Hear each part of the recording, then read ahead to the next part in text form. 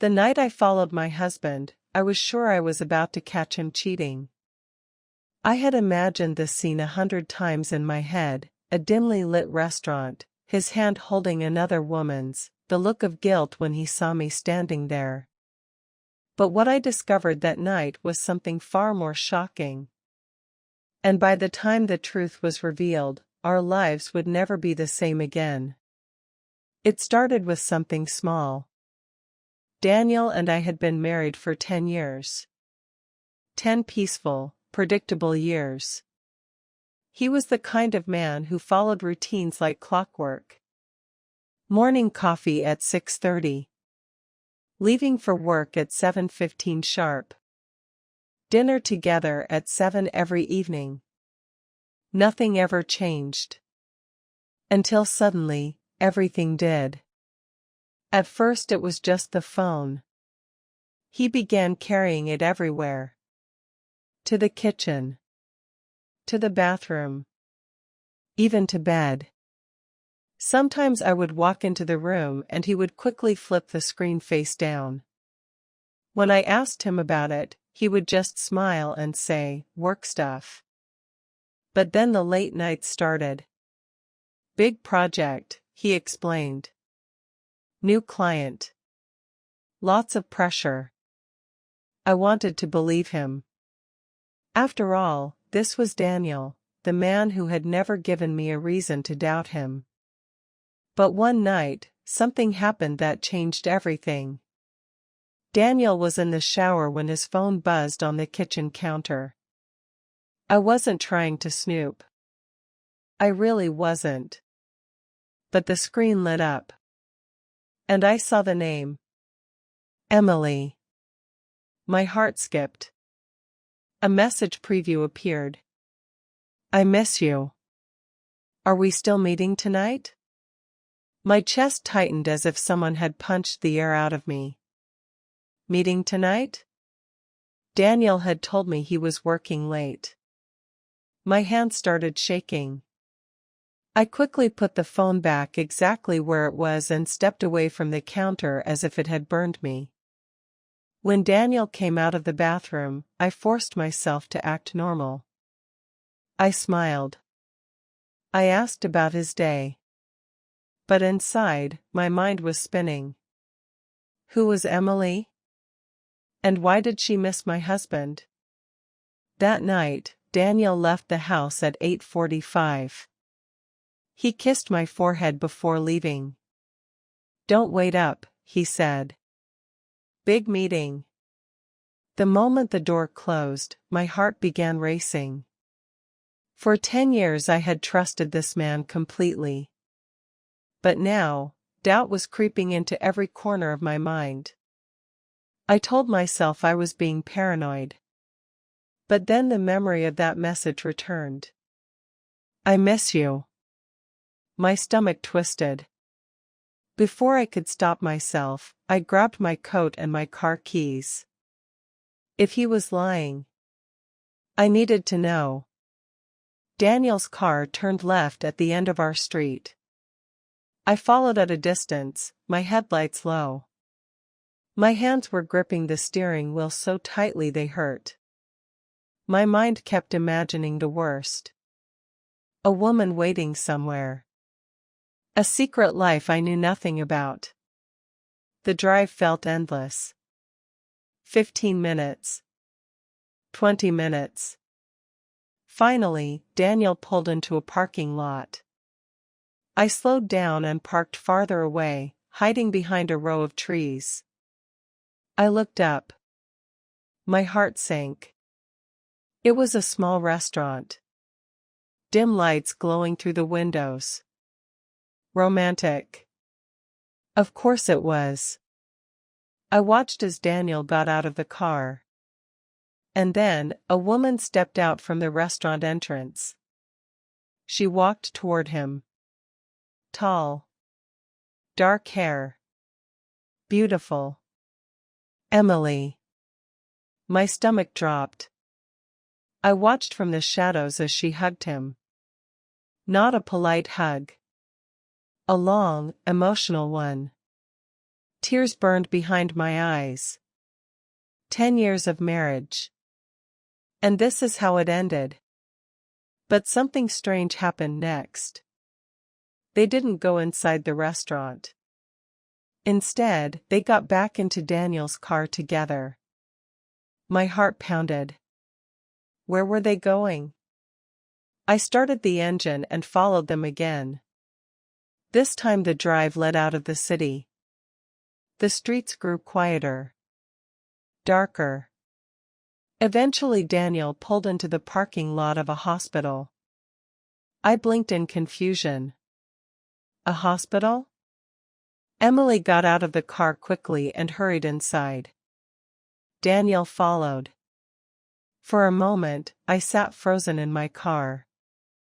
This wasn't how cheating usually looked. Still, I needed answers. I walked inside.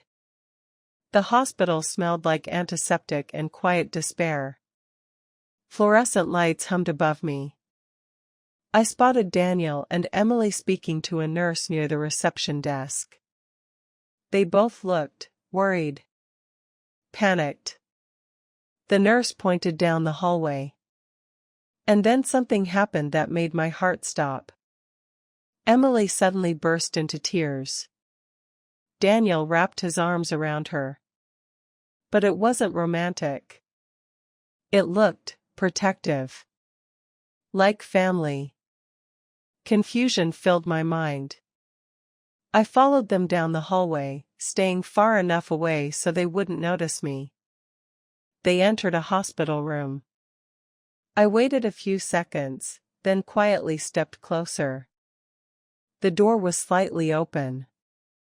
Inside the room was a small boy. Maybe 6 years old. Pale. Connected to machines. Emily rushed to the bedside and grabbed the boy's hand. "Mommy's here," she whispered. "Mommy?" My heart skipped. Daniel stepped forward slowly. The boy looked up at him with weak eyes. "Dad." The word hit me like a lightning strike. Dad? My entire world seemed to collapse in that moment. Daniel had a child. A child I had never known about. My knees nearly gave out beneath me. For 10 years he had kept this secret. 10 years. I stepped away from the door, my heart pounding wildly. I couldn't breathe. I couldn't think. Everything I believed about my marriage suddenly felt like a lie. I wanted to run. To disappear. But before I could leave, the doctor walked down the hallway and entered the room. His voice drifted through the door. "I'm sorry," he said quietly. "The transplant still hasn't been approved." Emily began sobbing. Daniel covered his face with his hands. "We're running out of time," the doctor continued. "If we don't find a donor soon." His voice faded. The silence that followed was unbearable. I slowly stepped closer to the door again. Inside the room, Daniel was sitting beside the bed, holding the boy's small hand. Tears streamed down his face. I had never seen my husband cry before. Not once in 10 years. And suddenly, something inside me shifted. Because that wasn't the face of a cheating husband. That was the face of a desperate father. I pushed the door open. All three of them looked up in shock. Daniel's eyes widened. "Sarah." The room fell silent. For a moment, no one spoke. Then I asked the only question that mattered. "Who is he?" Daniel looked like a man whose entire world had just shattered. He took a slow breath. "His name is Noah." My voice trembled. "Is he your son?" Daniel closed his eyes. "Yes." The word echoed through the room like a gunshot. Emily looked terrified. I didn't want you to find out like this, Daniel whispered. My chest felt tight. How long? I asked. Daniel swallowed hard. 7 years.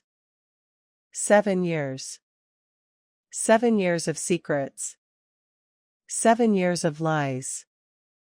I felt tears rolling down my cheeks. Why didn't you tell me? Daniel looked at the floor. Because Noah is dying. The words froze me in place. The machines in the room beeped softly. Emily wiped her tears. Noah has a rare blood disorder, she explained. He's been fighting it since he was born. Daniel continued quietly. I only found out about him 7 years ago. Emily and we dated briefly before I met you. She never told me she was pregnant. My mind struggled to process the information. When Noah got sick, she contacted me. I did a DNA test, and he's mine. Daniel looked at me with pain in his eyes. I didn't tell you because I was afraid you'd leave. I stared at the small boy in the bed. So fragile. So innocent. Why the secret meetings? I asked. Daniel's voice broke. We've been trying to find a bone marrow donor. The doctor cleared his throat softly. Noah's match probability is extremely rare. Then he looked at me. Unless he has a close biological relative. The meaning of his words hit me slowly. My heart skipped. The doctor continued. A sibling would be the best match. The room fell silent. Daniel looked confused. Sibling, he said. Then suddenly, realization dawned in the doctor's eyes. He looked between Daniel and me. You two have a daughter, correct? My heart nearly stopped. Emma. Our 8-year-old daughter. The doctor's voice was careful. She might be a compatible donor. The truth crashed into me like a tidal wave. I had followed my husband that night expecting to uncover betrayal. Instead, I had uncovered something far more complicated. A dying child. A secret family. And a decision that could change all of our lives forever. In that moment, I realized something terrifying. The real question wasn't whether Daniel had lied to me. The real question was, would I be willing to save the life of the child who had destroyed my marriage? And as I looked at the small boy fighting for every breath, I realized the answer would change everything.